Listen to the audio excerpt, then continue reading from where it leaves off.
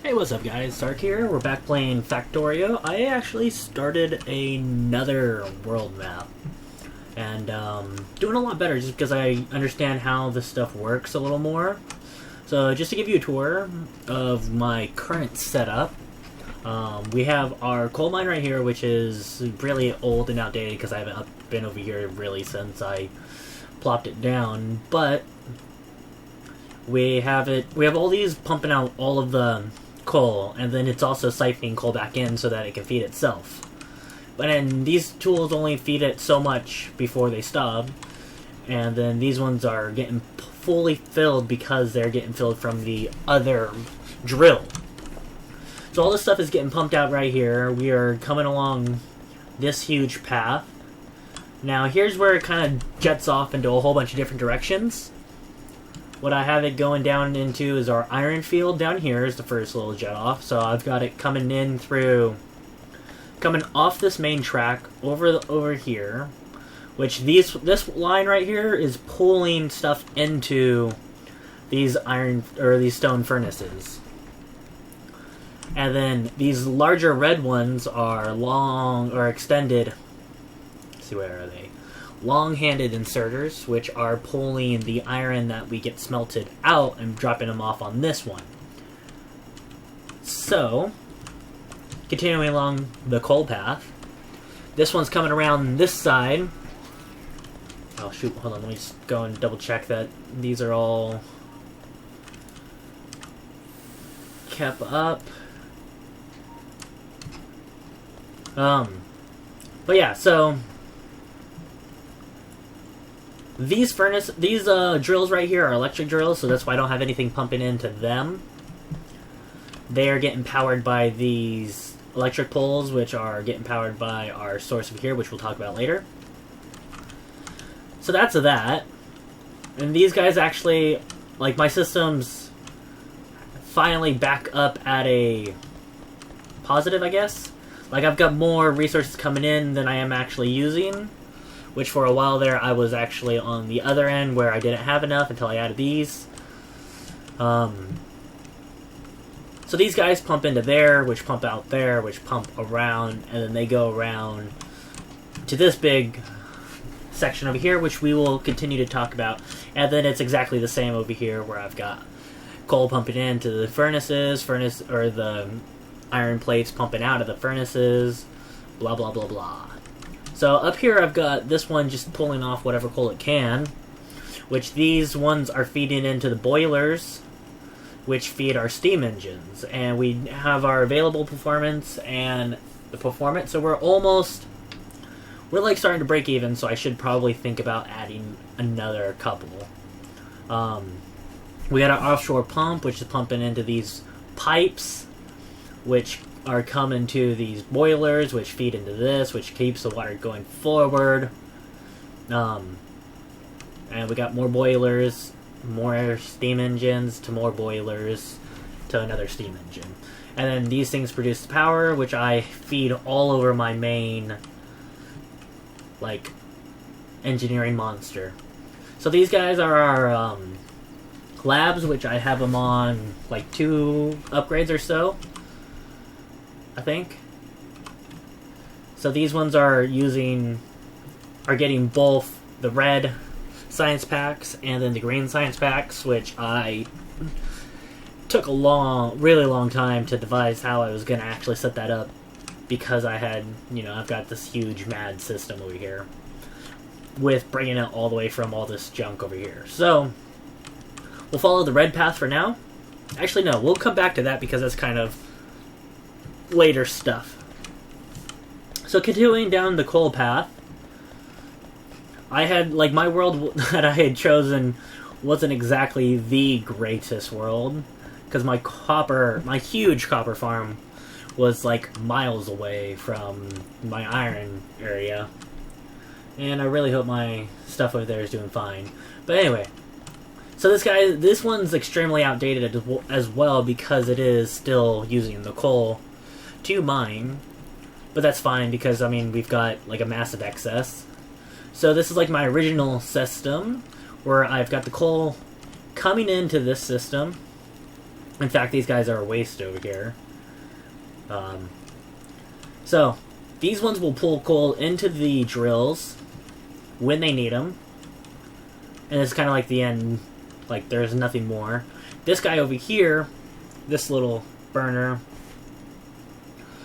also runs off coal. He will pull coal from here to bring down here, which is going to put it onto this one, which is actually using electric inserter, which is going to put the coal into the furnaces. And then again, with the long handed inserter is going to be pulling the copper out, which is putting it on this belt, moving along, following the belts, and then that's just another one of the same exact setups. And then, I guess before we leave, I've got a couple radars and turrets set up just because I do know that there's that red dot on the map up here that I want to be wary of because I'm not really over here with the copper all that much. But there is a threat out to that side that I want to be ready for. So, stopping right here on our way back, so we've got our copper plates, which are getting pulled off by an inserter into a underground belt, which has so long of a distance that it can go, and I think this is among the max range for the distance for the first tier of the underground belt, which is getting pulled over here, which is going into the copper wires, which the copper wires are getting pulled out and put over here, which are coming around to the electric circuits, which I've got 3 of them set up, and these electric circuits are getting pulled out over here. Also, I've got, because the electric circuits take iron plates, I've got this iron plates filled in right here, which I can show you guys where that's coming from later. But following this stuff over here, these ones are going over here, going under again, and then over here, which are going into the inserters. So we'll come back to the inserters. So, the iron gears, I had to do this really weird thing because these are all making the Science Pack 2, by the way. All the stuff I've just shown you for the last couple minutes. So these transport belts take iron plates and iron gears, which I had to do a lot of really interesting stuff to get that stuff to come back the right way. So I've actually got quite a bit of excess, which is really nice. So the iron gears will follow those for now. This is a splitter, just so I can have it go both to the inserters and the belts, because I needed them that way. And the splitter will split it evenly, one way, one the other way, forever and ever. Following the iron gears, if we come up this way, I had to do a lot of, or I did do a lot of interesting pathing, just so I could have the options of continuing these coming up if I needed to. But the iron gears were, they came further away.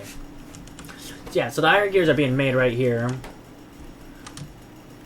which they're getting fed from our iron, which is kind of bringing us back to the beginning in a way. So the iron is getting split off into 2 areas. But actually, it's kind of getting split off into a great many areas. It just kind of gets split off more as it goes along. So, originally I had put a fast one right here, which was taking way too many off my belt right here and putting them over here, so my iron gears weren't being made, so I had to slow it down by using this one. So following this path up, it's going up here, which is ending right there, and these are making the iron gears. The iron gears are popping out on the other side, and then I've got the slower one pulling so many off going this way, but then I also have them going into the red Science Pack machine because it needs copper plates, which are coming again from up here. And then they're making the red science. And the red science, it only makes one, it only allows so many into the machine, and then it will produce the item, and then when you pull it out, it will insert so many more in produce, and then you have to pull it out. So that's why there's only 1 to 2 in there at any time, which is the same for these, and they only get really more when I myself put more in. So going back to the more complex side when we get to the green stuff, this little conveyor belt right here, the only reason that it's all like backed up and all the same item and in this loop is because this one is both iron plate and the transport belts. And the transport belts are needed to make the inserters, but I didn't want it to clog up the system too much, because look how many inserters I've already got over here not being used. Or they are being used, but they are not really need. Actually, I think something's not. Okay, so that's what's going on. I've got so many transport belts that I'm at a major excess. So I'm actually going to go ahead and jack a whole bunch of these off my system so that it can start unclogging itself. Let's just go ahead and come up there. See, I've already pulled out 50. No, more than 50. So that's going to start putting the iron in, which is going to go in on this whole conveyor belt, and then continue on. So the one thing I could do to make this slightly more efficient, or just space thing, like I'll show you like what kind of all goes into actually adjusting this system. So what we're going to want, we do have an inserter. We're also going to want a fast inserter. I'll go ahead and put that right there. Take the fast inserter out. So what we're going to do is we're going to bust this in 3 parts. And I am holding my fast inserter, so I want it to take... So the solid bar is where it's going to grab stuff from. And then the triangle is where it's going to output. So I want it to output into the box, but then I also want it to take out from the box and put on. And the reason I'm doing that is because this is going to make it to where this has got to fill up before it's going to clog up my system. So, getting a power source for these guys. So doing that, this is going to actually, like, it's going to be putting, I want to say maybe double what it's going to be taken out. And that actually might prove to be a massive problem because they're coming on the other side. Let me just do this and run and grab those and just see if it actually...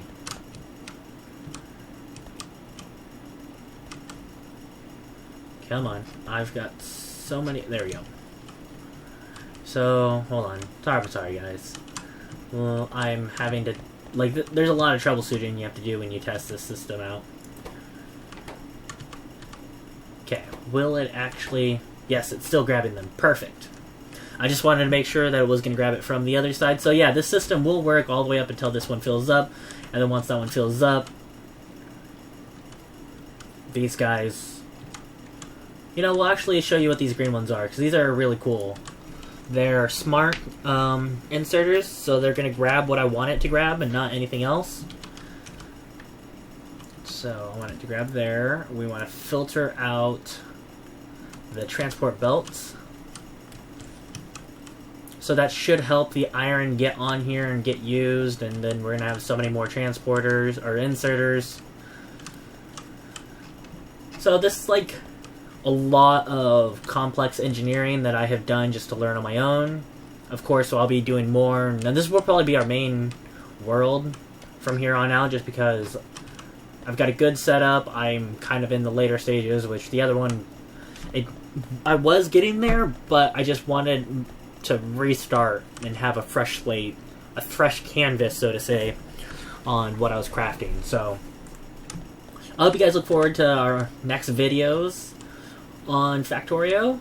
It is a really well designed engineering kind of style game because of all the logic stuff I have to do. Shoot, what's going on? That alarm that we just heard is signifying that the animals the local wildlife is fighting back. And it's just something you gotta be wary of. They're not too bad. In fact, they're rather easy at this point to take care of. The more pollution that I make, the harder they get. So that's always something you want to keep in mind when you are expanding, that like if you are expanding, be ready to defend yourself. These red dots are just the places that I want to be wary of, because with them being out there, they can potentially ruin my day. I do have a couple a couple areas that I haven't really mentioned, like this little assembly line thing up here is what I use to just make a whole bunch of spare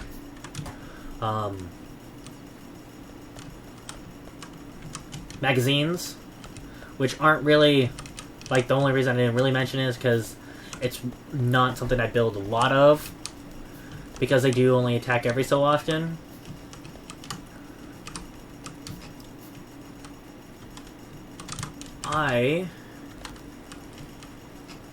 Yeah. So thank you guys so much for watching. This has been Sark. Remember to like, favorite, comment, and subscribe, and I'll be sure to see you guys next time. Sorry, I just had a mind fart. Like, I was just like thinking of like what I've got to do as far as what are our next steps. So next time, now that I've showed you this world, next time we'll actually be doing stuff in the world. Alright, well thank you guys so much for watching. I'll see you guys next time. Bye!